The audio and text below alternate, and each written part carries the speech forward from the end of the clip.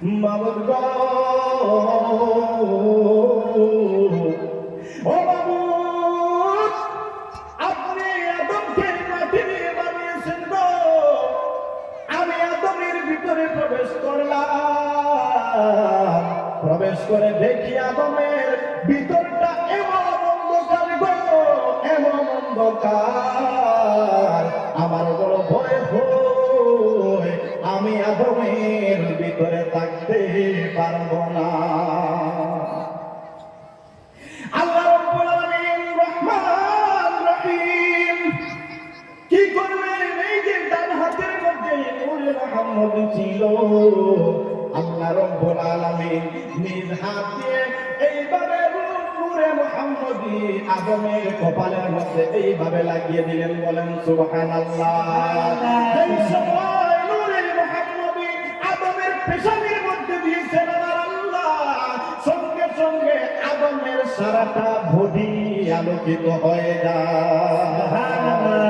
বন্ধুগণ, আমার পরে আদমের ভিতরে দেওয়া হলো, এখন আর আদমের বডি থেকে রূপটা বের হয় না। বলেন সুবহানাল্লাহ। একটা গজল বলতে হবে, গজলটার নাম বলছি এখন না, আমার মনের ঘরেতে। এখন জীবনী চালু হবে। এখন জীবনী চালু হবে, কালকে বলবো, ঠিক আছে?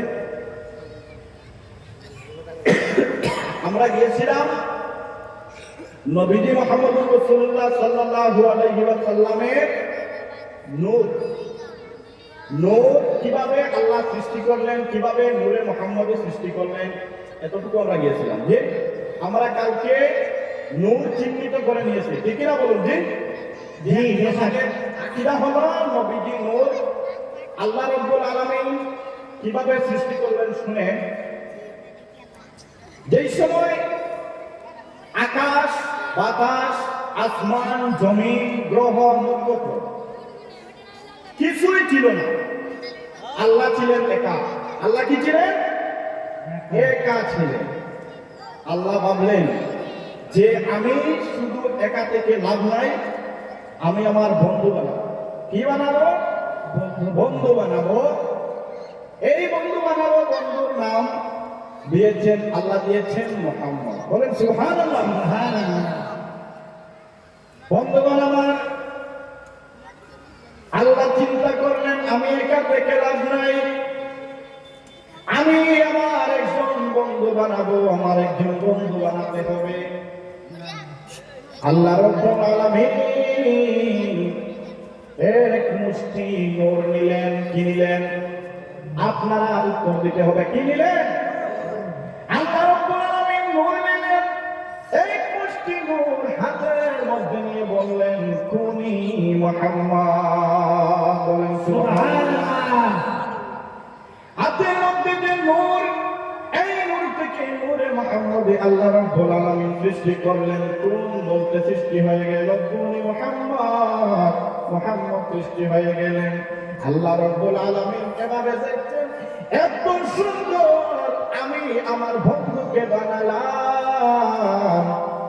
এইভাবে আল্লাহ রাব্বুল আলামিন ইয়া মুহাম্মদ, ইয়া মুহাম্মদ, ইয়া মুহাম্মদ, ইয়া মুহাম্মদ, ইয়া মুহাম্মদ, ইয়া মুহাম্মদ বলে জিকির করতে আরম্ভ করলেন। ইয়া মুহাম্মদ, ইয়া মুহাম্মদ বলে জিকির করতেছেন। এইভাবে আল্লাহ রাব্বুল আলামিনের কুদরতি দাদাতের মধ্যে নূরে মুহাম্মদ রাখলেন, আর ইয়া মুহাম্মদ, ইয়া মুহাম্মদ বলে জিকির করতে আরম্ভ করলেন। এইভাবে কিতাবে আসছে, ইতিহাসের কিতাবে আসছে, বন্ধুগণ আমার, আল্লাহ রাব্বুল আলামিন 40,000 বছর জিকির করলেন। বলেন সুবহানাল্লাহ।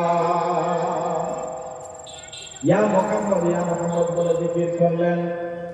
40,000 বছর জিকির করার পর কোন উত্তর আসে না, কোন উত্তর আসলো না। আল্লাহ রাব্বুল আলামিনের মনের মধ্যে কষ্ট এলো, কুদরতি মনের মধ্যে কষ্ট এলো। আল্লাহ রাব্বুল আলামিন আহ বলে একটা শব্দ করলেন, বললেন আহ কেন আমি আজকে 40,000 বছর চলে গেল, আমার বন্ধু বানালাম, আমার বন্ধু কোন উত্তর দেন নাই।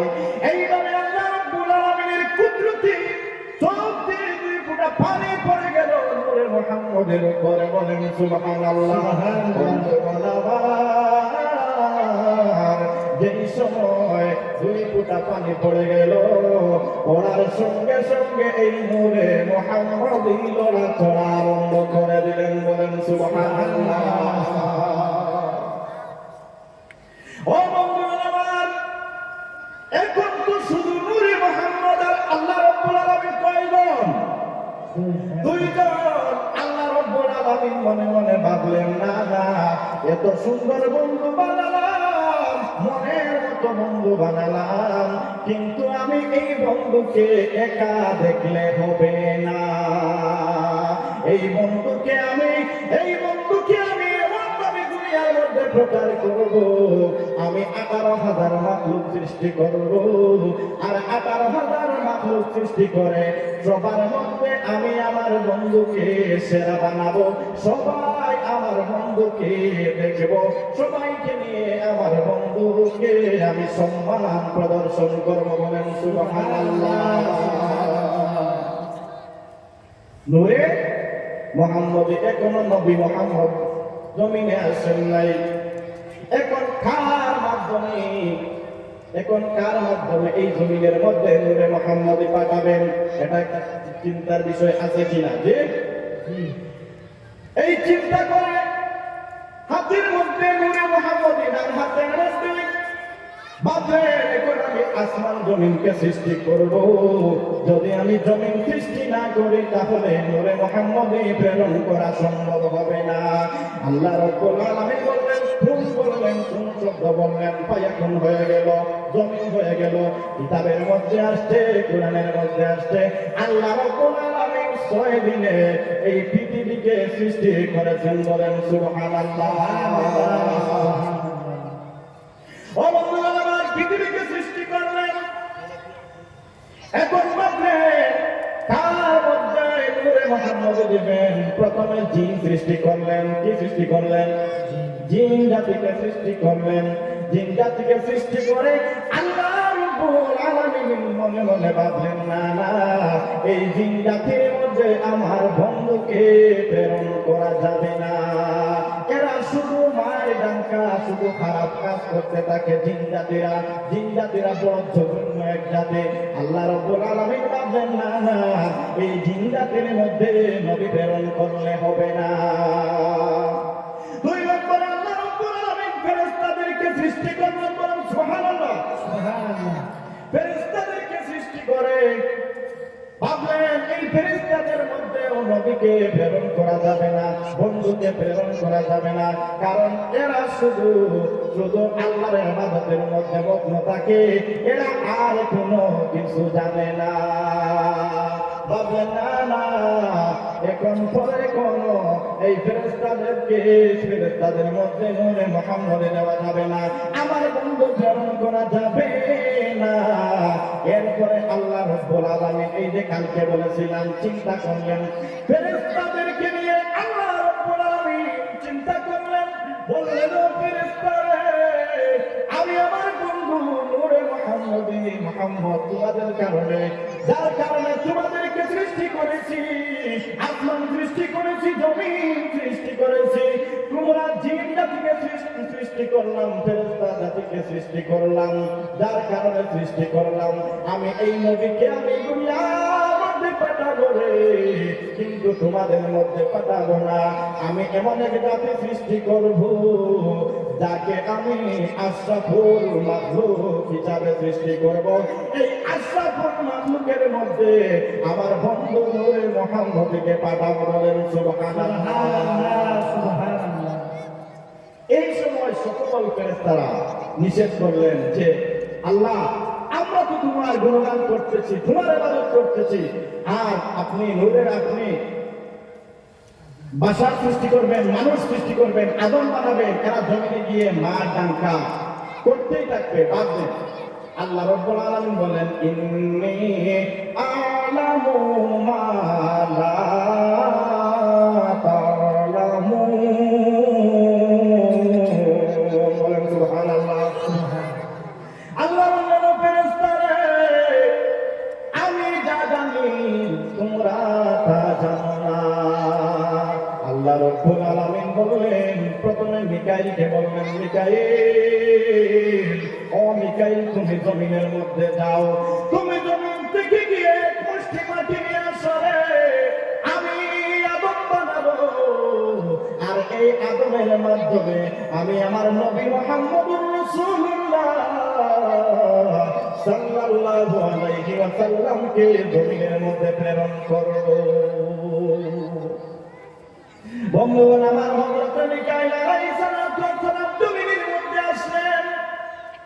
আসার পর জমিন ডাক দিল, মিকাইল, মিকাইল তুমি কেন আসছো?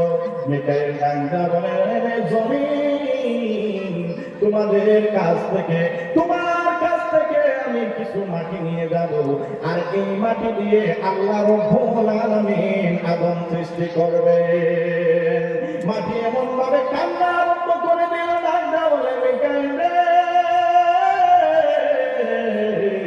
ও মিকাইল, তুমি আমাকে নিও না, কারণ আমাকে দিয়ে আল্লাহ রাব্বুল আলামিন আদম বানাবে, আর জমিনের মধ্যে আদম জাতি এমন ভাবে পাপ করবে, এমন ভাবে পাপের মধ্যে লিপ্ত হবে, আর কাল হাসরের দিন এই আদম জাতিকে জাহান্নামের মধ্যে ফেলে দেবে। সেই সময় তো আমি মাটিও জাহান্নামে যেতে লাগবে, কিনা বলুন যে আমি মাটি জমতে লাগবে না, এমন ভাবে বিনয়ের সাথে কান্না আরম্ভ করে দিল মাটি। হযরত মিকাইল আলাইহিস সালাম চলে গেলেন। এরপরে হযরত ইসরাফিলকে পাঠালেন। হযরত ইসরাফিল আলাইহিস সালামের কাছে এইভাবে কান্না আরম্ভ করলো। ইসরাফিল চলে গেলেন। এরপরে জিবরাইলকে পাঠালেন। হযরত জিবরাইল এসে মাটির এইভাবে কান্না শুনে হযরত জিবরাইল চলে গেলেন। শেষ মুহূর্ত পর্যন্ত আল্লাহ রাব্বুল আলামিন তো জানেন কে মাটি নিয়ে আসতে পারবে। আল্লাহ রাব্বুল আলামিন শেষবারের মতো হযরত আজরাইল আলাইহিস সালামকে বললেন, আজরাইল, ও আজরাইল, তুমি যাও, জমিনের মধ্যে যাও, জমিন থেকে গিয়ে তুমি এক মুষ্টি মাটি নিয়ে আসো। ও বন্ধু আমার, যেই সময় হযরত আজরাইল জমিনের মধ্যে চলে আসলেন গো, জমিনের মধ্যে এসে এমন ভাবে হাত দিয়ে কোপ মারলেন, কিতাবের মধ্যে এসেছে 250 জায়গার মাটি হযরত আজরাইল আলাইহিস সালামের মুষ্টির মধ্যে ঢুকে গেছে। বলেন সুবহানাল্লাহ। ও বন্ধুগণ আমার, এই জন্য এক জায়গার মানুষ, দুনিয়ার পৃথিবীর মানুষ এক গোড়া নয়। নাইজেরিয়ায় যাবেন দেখবেন আরেক গোড়া মানুষ, আপনারা ইউরোপে যাবেন দেখবেন তার গোড়া বোধবোধা মানুষ। আমাদের ভারতবর্ষের মানুষের ঘর একরকম। বিভিন্ন জায়গা থেকে আজরাইল আলাইহিস সালাম মাটি সংগ্রহ করেছিলেন, যার জন্য এই পৃথিবীর মানুষের ঘর এক নয়, রং এক নয়। এত মাটি নিয়ে গেলেন। আল্লাহ রাব্বুল আলামিন দেখলেন কোন জায়গার পাথর মিক্স আছে, কাগজ মিক্স আছে, কাদামাটিও মিক্স আছে। আজরাইল আলাইহিস সালাম বললেন, আল্লাহ রাব্বুল আলামিন আজরাইলকে বললেন, আজরাইল, তুমি এই মাটিগুলা জমিনের মধ্যে রেখে দাও, এক জায়গার মধ্যে রেখে দাও। হযরত আজরাইল আলাইহিস সালাম রেখে দিলেন। আল্লাহ রাব্বুল আলামিন মেঘ বানালেন, মেঘকে হুকুম করলেন, মেঘ তুমি এই মাটির উপর বর্ষিত হতে থাকো। বন্ধুগণ আমার, হযরত আজরাইল মাটি রেখে দিলেন, আর বৃষ্টি এমন ভাবে মিকাইল দেওয়া আরম্ভ করলেন। 40 বছর ওই মাটির উপরে বৃষ্টি হয়ে গেল। বলেন সুবহানাল্লাহ। 40 বছর বিরাম নাই, সব সময় মাটির উপর বৃষ্টি হইতেছে। যে মাটি আজরাইল নিয়েছিলেন, এই মাটিগুলা 40 বছর ভিজতে ভিজার পরে ওই মাটিগুলা নরম কাদা মাটি হয়ে গেল। বলেন সুবহানাল্লাহ। কিন্তু হাতের মধ্যে নূরে মুহাম্মদী আছে। কি আছে? আল্লাহর কুদরতি ডান হাতের মধ্যে নূরে মুহাম্মদী। এরপরে কালো মাটি নিয়ে আদম বানানো হলো। আদম বানাবে এত সুন্দর করে মাটি দিয়ে আদম বানালেন। এই একের পরে সূর্যকে হুকুম করলেন, হে সূর্য, তুমি আমার আদমকে তুমি পাকনা করো।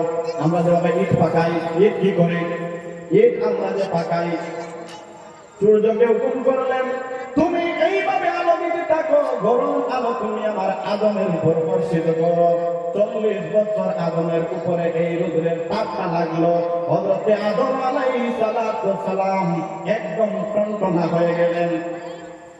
এমন ভাবে টনটনা হয়, এরপরে আল্লাহ রাব্বুল আলামিন ফেরেশতাদেরকে হুকুম করলেন, ও আমার ফেরেশতা, তোমরা আদমের কাছে রূহটা দিয়ে দাও। আদমের ভিতরে রূহ দেওয়া হলো। এখন প্রশ্ন আসতে পারে, আদমের যে ভিতরে রূহটা দেওয়া হয়েছে, মুখ দিয়ে দেওয়া হলো না নাক দিয়ে দেওয়া হলো না পাও দিয়ে দেওয়া হলো, কোন দিকে দেওয়া হলো? ও বন্ধুগণ আমার, ছোট্ট ছোট্ট বাচ্চারা জন্মগ্রহণ করার পরে কয়েকদিন আপনারা দেখবেন তালুর মধ্যে কিছু জায়গা মন থাকে, তাকে কি থাকে না থাকে, এই তালুর মধ্যে দিয়ে মানুষের রূহ প্রেরণ দেওয়া, মানুষের অন্তরের মধ্যে দেওয়া হয়। বলেন সুবহানাল্লাহ। হযরতে আদমের ভিতরে রূহ দেওয়া হলো। রূহ থাকতে পারে না, রূহ বের হয়ে আসে। একবার দেওয়া হলো, রূহ বের হয়ে যায়। দুইবার দেওয়া হলো, রূহ বের হয়ে যায়। তিনবার দেওয়া হলো, 3 নম্বর বার দেওয়ার পরে রূহ বের হয়ে গেল। আল্লাহ রাব্বুল আলামিন ডাকটা বলেন, আদমের রূহ, আমার ফেরেশতারা তোমাকে আদমের ভিতরে 3 বার দিলেন, তুমি কেন বের হয়ে আসো? এই সময় আদমের রূহ ডাকটা বলে, রব্বুল আলামিন,